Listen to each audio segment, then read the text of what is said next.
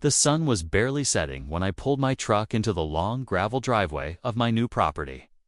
The air still carried that warm, dusty smell that told you it hadn't rained in weeks. I should have felt nothing but peace. After all, this place wasn't just another house. It was a fresh start, a chance to leave behind the noise, the betrayal, and the endless city grind that had been choking the life out of me. But even before I could unload the first box from the truck bed, I saw them coming. A group of neatly dressed strangers marching up the driveway with clipboards. Fake smiles and eyes that told me I was already a problem. The woman in front, blonde hair pulled back so tight it could cut glass, didn't even say hello. She launched into a rehearsed speech about neighborhood regulations and mandatory fees before I'd even told her my name. She called herself the HOA president, and she made it sound like she was doing me a favor by showing up early to welcome me. But her words felt more like a warning. The others flanked her like bodyguards, nodding at every little thing she said, as if they'd practiced this routine on 100 other unsuspecting homeowners before me. I didn't say much. I let her talk, my jaw tight and my hands shoved into my pockets. Inside, I could feel the heat rising, not from her arrogance, but from the fact that I knew exactly what game they were playing. They thought I was just another new face who didn't understand how things worked around here. They thought they could scare me into signing papers, handing over money, and bending to their every demand.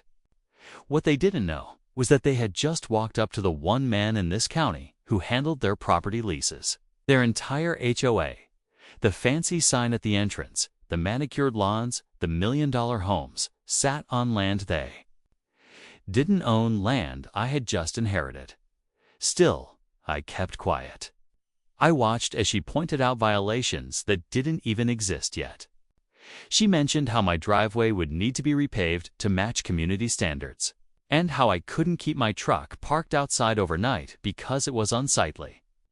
She talked about landscaping rules, mailbox color, even what kind of curtains I could hang in my windows. And all the while, I smiled, not because I agreed with her, but because I was already picturing the look on her face when she found out the truth. But here's the thing about people like her. They're used to winning before the game even starts. She didn't just want me to follow the rules. She wanted me to feel small, like I was lucky to be here. And maybe, for someone else, that speech would have worked. But for me, it only stirred up something I'd been keeping buried for a long time. I'd been burned before by people who thought they had the upper hand. By people who smiled to your face while they cut the ground out from under you. I'd promised myself that next time I wouldn't just walk away. Next time, I'd stand my ground. She handed me a stack of papers and told me I had until tomorrow to get everything signed and settled. Then, with a polite nod that felt more like a threat, she turned and walked back toward the road, her little entourage following like shadows. I watched them go, the setting sun casting long, thin lines across the gravel. My fingers tightened around the papers, but I didn't open them. I didn't need to. I already knew this was more than a neighborly visit. This was the start of a war. As soon as they were out of sight, I sat down on the tailgate of my truck and let the cool metal seep into my skin.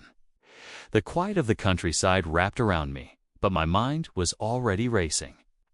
I thought about my father, the man who had left me this land, the man who had taught me to never let anyone take what was mine. I thought about all the nights he spent at the kitchen table, going over lease agreements, property lines, and contracts. He used to tell me, power isn't about who talks the loudest. It's about who owns the dirt they're standing on. And now, sitting there with the papers in my hand, I realized just how right he was. I could have ended it right then, told them the truth, pulled out the deeds, and watched their smug faces crumble. But that would have been too easy. No. People like them needed to learn the hard way. They needed to feel the weight of their own arrogance pressing down until they couldn't breathe.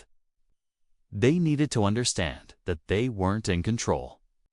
Here I was. The next morning, I walked into town to grab coffee and supplies. It didn't take long before I heard whispers, the kind that spread fast in a small place. New guy already causing trouble. HOA's not happy with him. He's gonna regret it.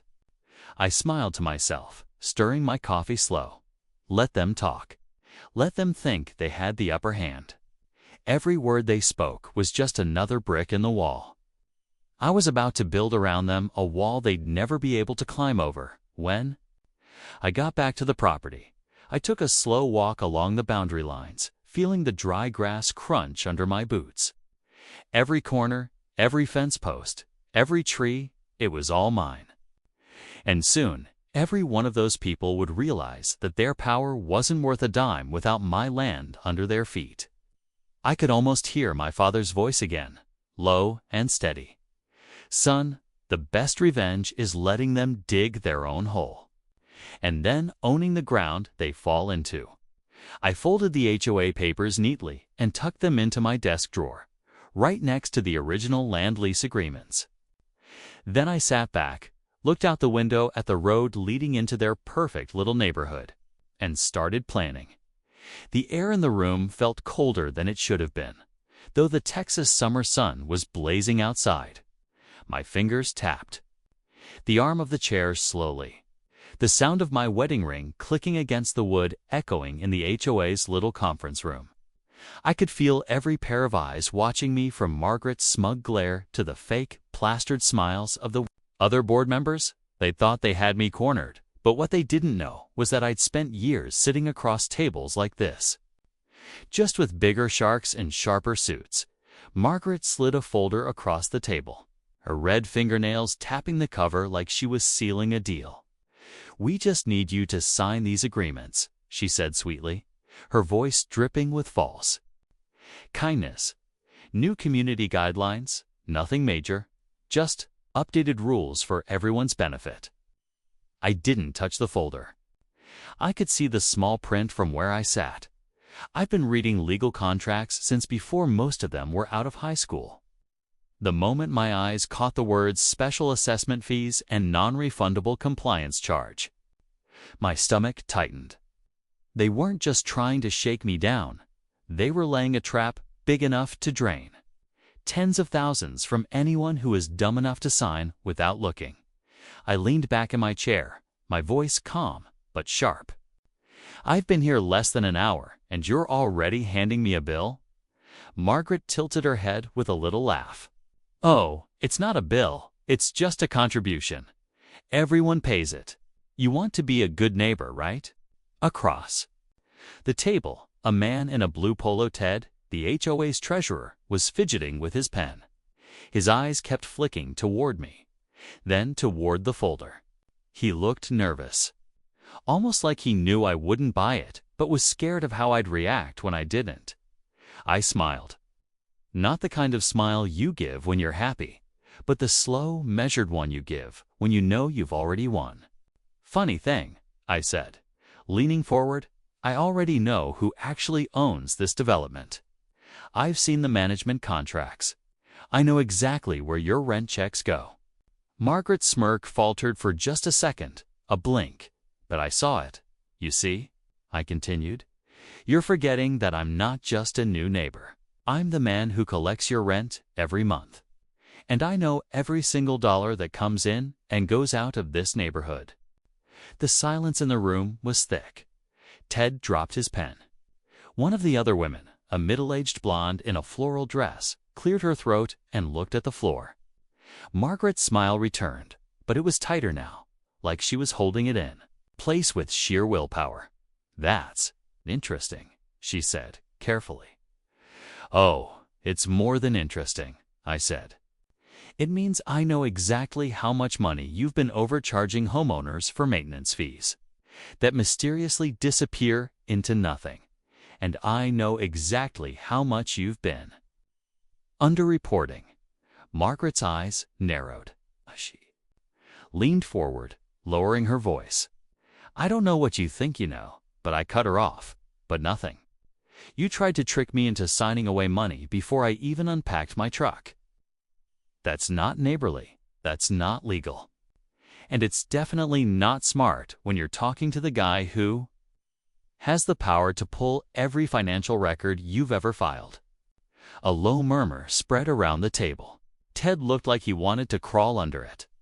Margaret tried to keep control of the room, but I could see the cracks forming.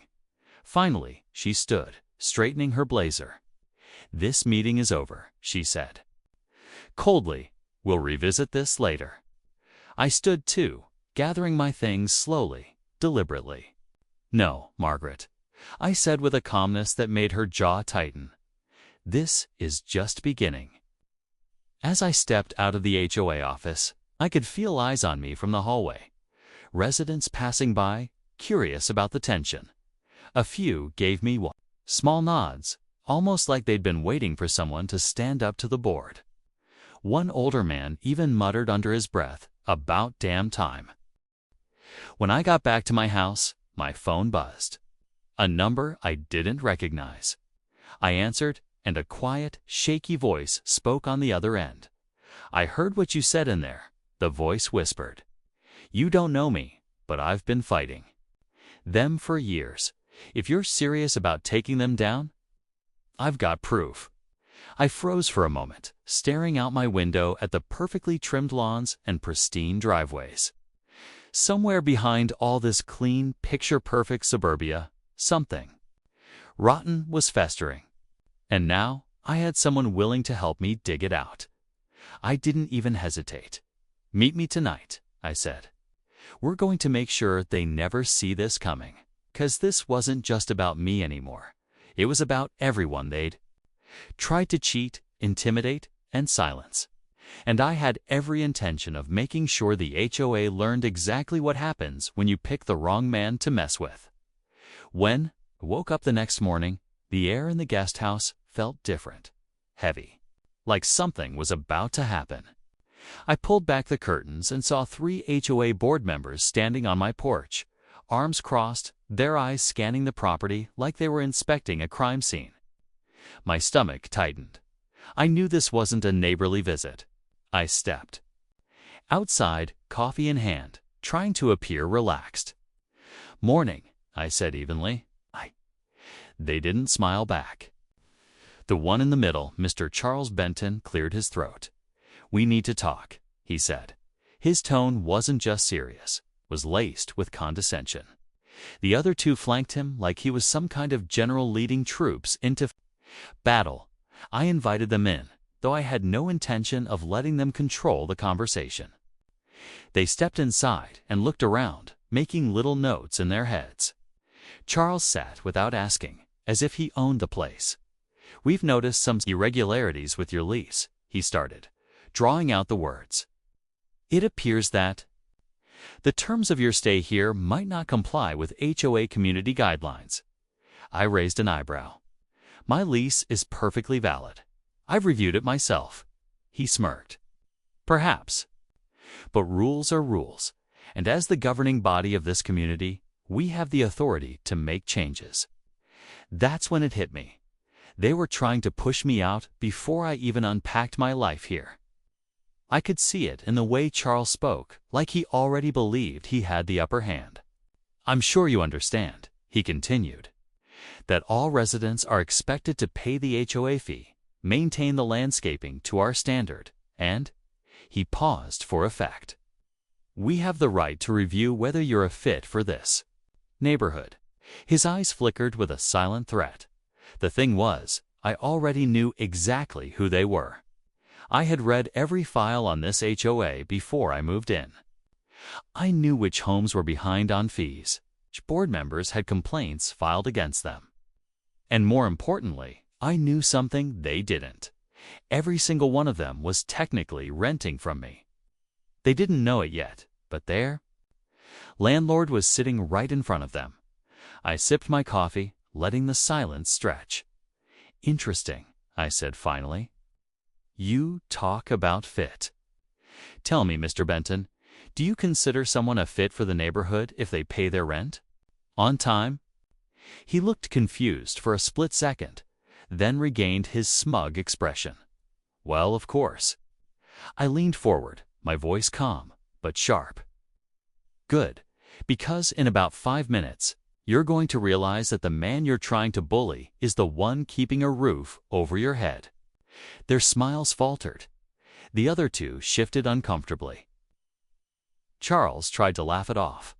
"What are you implying?" I didn't answer. Instead, I walked over to the side table, grabbed a folder, and placed it in front of him. "Property. Deeds," I said. "All of them. Every single house you three live in, owned by a company I purchased last month. Which means, gentlemen, that I'm your landlord now." For the first time, Charles looked nervous. His face twitched as he flipped through the papers, realizing I wasn't bluffing. It's impossible," he muttered. "We would have known." I shrugged. "Apparently not." The silence in the room was deafening. The only sound was the ticking of the clock on the wall. The power shift was instant. These men, who just minutes ago were trying to intimidate me, were now calculating their next move, realizing they no longer held the reins. "So," I said casually, "before we talk about my fit for the neighborhood, let's discuss your late payments and the violation notices I'm considering issuing for your properties." Charles swallowed hard. "This isn't over," he said, his voice lower now, not quite as confident. "Oh, I'm counting on it," I replied. Because now I wasn't just going to live here in peace. I was going to dismantle their little power game, piece by piece, until they understood what real authority looked like. They left without another word, but I saw it in their eyes. The fear, the kind of fear that comes when you realize the person you tried to corner has you trapped instead. I closed the door behind them and exhaled slowly, my mind already working through my next move. This wasn't just about revenge anymore. It was about control, and I had all of it. When I stepped outside later, I noticed the whispers had already started. Neighbors were looking at me differently, some curious, some hopeful, some suspicious. Word was spreading fast, and I knew it wouldn't be long before the HOA's perfect little image started to crack. What they didn't know was that I was just getting started. It was strange, watching the HOA board sit around that polished table, shuffling papers and pretending they didn't notice me. The air smelled faintly of coffee and cheap perfume, and a long fluorescent light above flickered every few seconds, like even it was too nervous to shine here. My seat was at the end of the table. They'd made sure of that. They wanted me to feel like an outsider, like a kid called into the principal's office.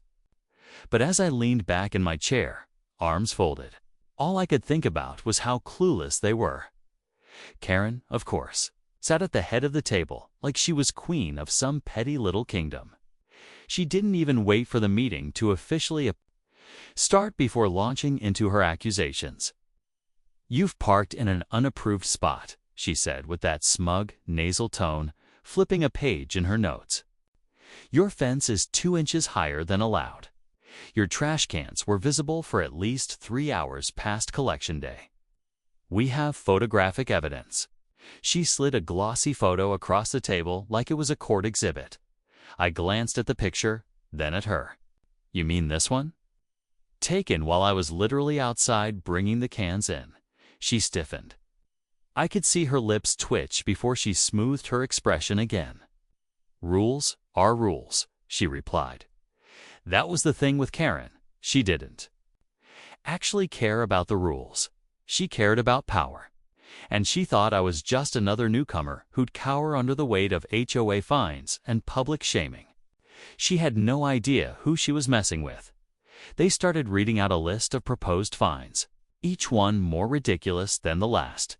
$200 for the fence, $100 for the trash can violation, another one for non-compliance. Because I hadn't yet submitted a landscaping plan for my backyard. It was so laughable, I almost smiled. Almost, but instead, I just listened, nodding slowly, letting them dig their own grave. And then Karen said it. The thing that made my jaw tighten. If these fines aren't paid within 30 days, she said, the HOA will pursue further actions. That could include legal proceedings or, in extreme cases, foreclosure.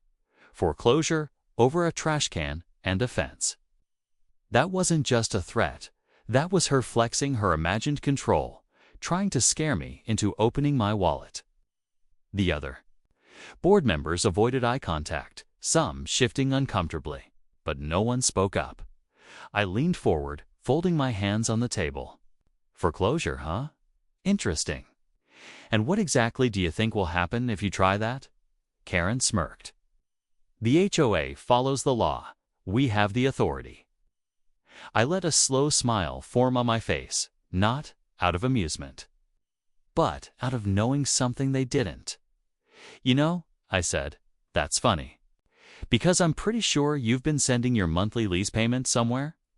And I'm pretty sure that somewhere is me. Karen blinked. Excuse me. I didn't rush it. I pulled out my phone, tapped a few times, and turned it toward them. On the screen was a copy of the property records for the development. It's all neat and official, complete with my name listed under owner of land. You could have heard a pin drop in that room, you see, I continued, my voice calm. But cold, you all bought your million-dollar homes here. But the land underneath still belongs to the original landowner. And about 6 months ago, I bought that ownership, which means every single one of you, including this HOA, pays me ground rent, miss a payment, and guess who gets to decide? What happens to your precious homes? Karen's smugness evaporated.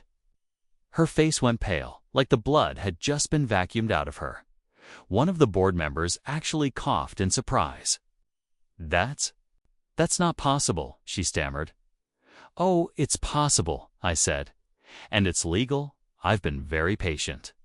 But if you think you can threaten me with foreclosure over trash cans and fence posts, maybe it's time I stop being so patient. The rest of the meeting was chaos. Karen tried to regain control, banging her little gavel on the table, but no one was listening to her anymore. Whispers shot around the room. A couple of board members suddenly remembered urgent phone calls they had to take. The power dynamic had shifted so fast it was almost dizzying for them. Anyway, for me, it was just the first move in a much bigger game. I left the meeting without another word, letting them stew in the reality I'd dropped on them. Outside, the late afternoon air was sharp and cool, and for the first time since I'd moved in, I felt like I could breathe. But I knew this wasn't over. Karen wasn't the kind to go down quietly. No, she'd come back swinging, and when she did, puss, I'd be ready. It was almost midnight when the truth came to me like a punch in the chest. I had been sitting at my kitchen table, the stack of urgent HOA notices still spread out in front of me. Most of them were ridiculous fines, grass too long by half an inch, trash cans placed out an hour too early, but one in particular made my hands curl into fists. They claimed I had an unpaid infrastructure fee dating back years. Something about community maintenance that I supposedly never paid. It was laughable, because not only had I paid it, I had been the one quietly authorizing those expenses as part of the trust that owned this entire development. This wasn't about maintenance. This was a setup. They were trying to find any crack in my armor to leverage control. The thing was, they had no idea I was the armor. I thought about my father. He had built this place, not the houses, but the ground they sat on. My dad's land stretched across these fields long before the HOA was even a thought. When the developers came, he'd agreed to sell the lots only under the condition that a portion of the rent from each property went into a trust for community upkeep, and our family would manage it. After he passed, I became the manager of Nenske Slay. I became the manager of Nenske Slay. I became the manager of Peasley Sawee's long-lasting color. Condition that a portion of Lamel Slay/Acowley. Condition that a portion of the rent from Nensklay/Pi, Pawai Celeste, my Melislay//and-Lie. As we have paid, we have /at. I will sell a laugh, commit/con/slat, It was like for like they may saket. We have.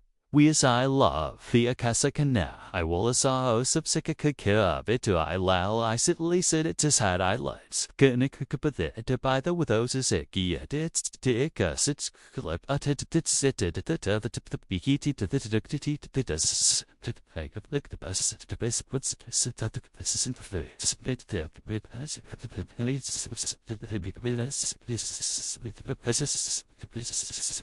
that trust, which meant that every single homeowner here, including the HOA president herself, paid rent indirectly to me. They could write up all the fines they wanted. But when the clock struck the first of the month, they'd better be ready to see my name on their payment slips. I didn't just want to protect myself now. I wanted to dismantle their little empire piece by piece. I started by quietly digging through the trust's records, pulling up every delinquent payment, every breach of agreement, every instance where the HOA had misused funds. It didn't take long before I had a folder thick enough to crush their smug grins in court. They had been charging homeowners for repairs that had never happened, pocketing the difference. That infrastructure fee they claimed I hadn't paid. They had billed it twice to other residents and skimmed the excess. But the one thing that made my blood run cold was a note in the ledger from just 2 months ago. They had used community funds to remodel the HOA president's private backyard pool under the guise of emergency water feature repairs.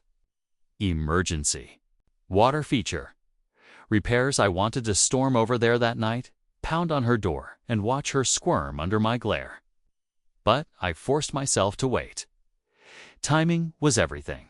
I wanted her to feel safe, even superior, just long enough for me to pull the rug out from under her. Over the next week, I played along. I smiled at the HOA board members in passing. I acted like their letters worried me. I even asked one of them for clarification on a fee, just to see how much they'd lie to my face. Sure enough, they piled it on, invented numbers, made up policies, even a veiled threat that if I didn't comply, they could force me out of my home. That last part almost made me laugh out loud. The breaking point came on Friday morning. I was out front trimming the hedge when the HOA President Sharon strutted up my driveway in heels that clicked like a metronome of arrogance. She had a clipboard in one hand and a smug little smile that made me want to snap it in half. "Mr. Bennett," she said sweetly, "I'm afraid we found another violation. Your hedge is 2 inches taller than the regulation height. We'll have to issue a fine of $150. I looked her dead in the eye and said, "How about I issue you a fine for stealing from the trust?" Her face strained, just a little. Just enough for me to know she understood exactly what I was talking about. But she quickly recovered, narrowing her eyes. "I don't know what you mean." "Oh, you will," I said, and went back to trimming. By Saturday, I had my lawyer draft formal notices to the HOA board, not as a homeowner, but as the manager of the land trust. The notices stated that due to their misuse of funds and breach of contract, their lease agreements for the community properties were being terminated unless they paid full restitution and removed the current board within 30 days. On Monday morning, every single HOA board member opened their mailbox to find a letter with my signature at the bottom. I wasn't just defending myself anymore. I was declaring war, but I wasn't done yet. No, this was just the beginning of their unraveling. The next morning, I woke to the sound of heavy boots stomping across the gravel driveway. At first, I thought it was one of the ranch hands, but when I pulled the curtain back, I saw 3 HOA board members standing near my porch, arms crossed, wearing smug little smiles. I could hear them muttering to each other like school bullies. And when I stepped outside, their leader, Nancy, a woman with hair so stiff it could block the wind, called out, "We need to talk now." Her tone was sharp, like I had already been found guilty of some crime I hadn't even committed yet. I leaned against the porch railing, staying calm, letting them believe they were in control for a moment. "We've reviewed the covenants," she said, waving a thick folder in my direction. "You're in violation of several rules: paint color, fencing type, even landscaping. These are serious offenses. We'll need you to address them immediately, or you'll face daily fines." Her friends behind her nodded like a pair of trained parrots, adding little memes for dramatic effect. I raised an eyebrow. "Funny," I said. "Because the covenants I own don't list a single one of those supposed violations. And since I collect your rent, it's strange you'd threaten me with fines you don't have the legal standing to issue." Their faces twitched, but Nancy tried to recover, stepping closer. "We think it's best for the community if you just cooperate. You don't want trouble." I let out a slow breath, fighting the urge to smirk. "Trouble, Nancy. Trouble's already here. And you invited it the moment you stepped on my property without permission." For a second, the only sound was the wind. Then Nancy's expression turned sour. "We'll see about that," she spat, before they all turned on their heels and stormed off toward their SUVs. I knew they'd be back, and next time, they wouldn't come empty-handed. By late afternoon, I got my first taste of their next move. A city inspector rolled up, clipboard in hand, claiming there had been anonymous reports about unsafe conditions on my property. So I walked him through every building, every barn, every storage shed. Everything was pristine, up to code, and better maintained than most commercial properties in town. By the end of the inspection, the guy actually apologized for wasting my time, muttering something about overzealous neighbors before driving off. I didn't need a crystal ball to know what was happening. The HOA was throwing everything they could at me, hoping something would stick. But they didn't realize that I'd been in this game far longer than they had. That night, I pulled out my own thick folder. Inside were copies of every lease agreement, every rent payment record, and most importantly, the master deed for the land their houses sat on. My great-grandfather had bought the property decades ago, long before these planned communities existed and when the developers came along. They'd made a deal. The homeowners could build, but they'd always pay a small annual land rent to our family trust. I had the legal right to revoke any lease if terms were violated. And guess what? Harassment and unauthorized entry were violations. The next morning, I called my attorney, a sharp man named Dan, who'd been handling our family's property matters for years. After I explained what was going on, he chuckled. "They're walking right into the trap, aren't they?" I grinned. "Yup, and I'm just letting them keep walking." We drafted a formal warning letter, polite but razor-edged, outlining their violations, the legal repercussions, and a friendly reminder that failure to comply could result in their leases being terminated. I sent it certified mail to each board member and waited. 2 days later, my phone rang. It was Nancy, her voice dripping with fake sweetness. "I think we've had a misunderstanding. We'd like to meet and discuss a resolution." I knew exactly what that meant. They were scared. But instead of agreeing right away, I told her I'd consider it and hung up. That night, I sat on my porch watching the streetlights flicker on across the neighborhood. I could almost feel the tension rising from those million-dollar homes. The homeowners wondering why their fearless board suddenly seemed quiet. They didn't know yet that their own leaders had put them in danger of losing everything.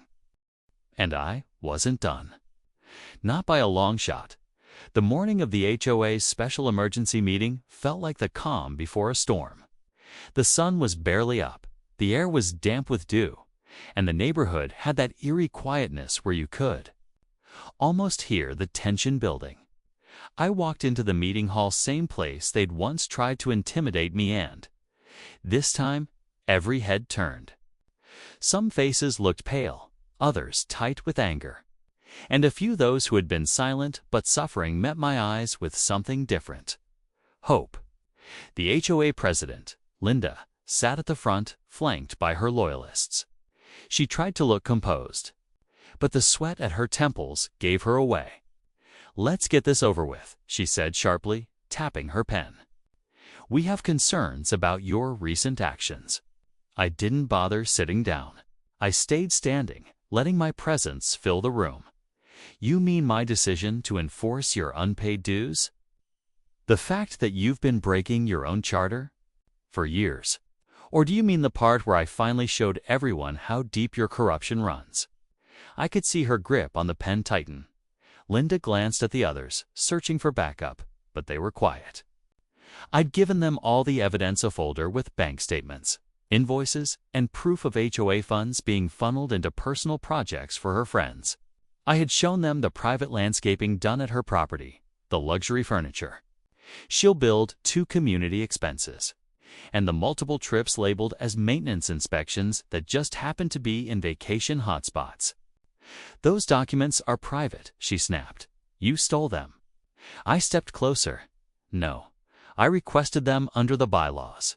You refused, which was illegal, so I subpoenaed them. Everything in that folder is admissible in court. And now, so is this meeting." I held up my phone, recording the entire thing. The room erupted. Half the board members started arguing, others whispering in panic. Linda slammed her hand on the table.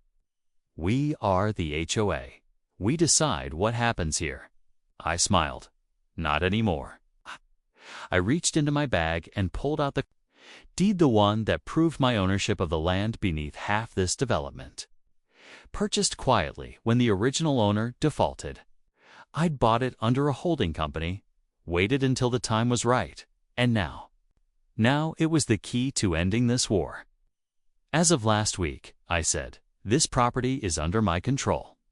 Every driveway, every shared road, the community pool, you all lease it from me. So when you tried to trick me into paying bogus fees, you didn't just target a homeowner. You targeted your landlord." The silence that followed was sharp enough to cut glass.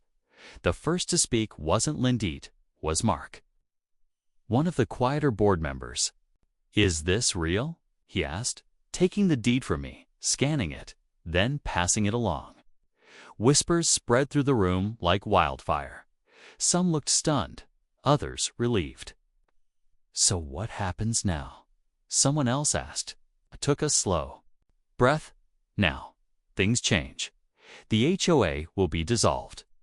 Those who've been stealing will face charges. And those who've been bullied, your fines, your liens, your threats, they all go away.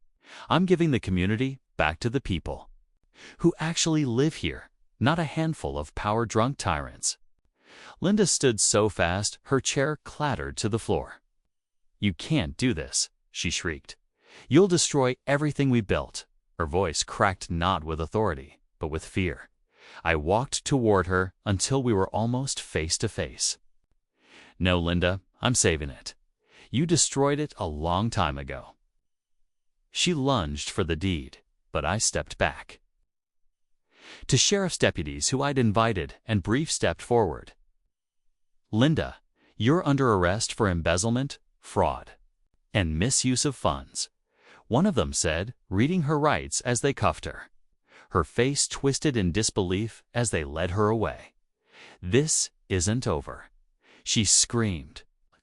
But it was. For her, it was over. When I walked out of that meeting hall, the air felt different, lighter. People approached me, some shaking my hand, others just saying thank you. A few even looked like they might cry. For the first time in a long while, neighbors were talking to each other without fear. That night, I stood on my porch and watched kids playing in the street, couples walking dogs, and old friends sharing wine on a front porch. The whole place felt alive again. I thought about everything it had taken to get here: the manipulation, the lies, the nights I'd gone to bed furious, the mornings I'd woken up ready to fight again. It had been exhausting, but worth it. Weeks later, I got a letter in the mail. It was from a family on the other side of the neighborhood, one-eyed. Never met. They'd been on the verge of losing their home because of ridiculous HOA fees. Now, with the HOA gone, they were safe. Inside the envelope was a simple note. You didn't just win. You saved us. I sat there, holding that letter, and for the first time since all this started, I felt peace. Real peace. Justice had been served not just for me, but for everyone who'd been too scared to speak up. The HOA had tried to trick me, but they'd forgotten the most important thing. When you play games with someone who holds the ground you walk on, you'd better be prepared to lose it all. And as I looked out at the neighborhood I now owned, I smiled. They could rebuild their trust, their friendships, their community. But the HOA, it would never rebuild their power again. And that was the sweetest revenge of all.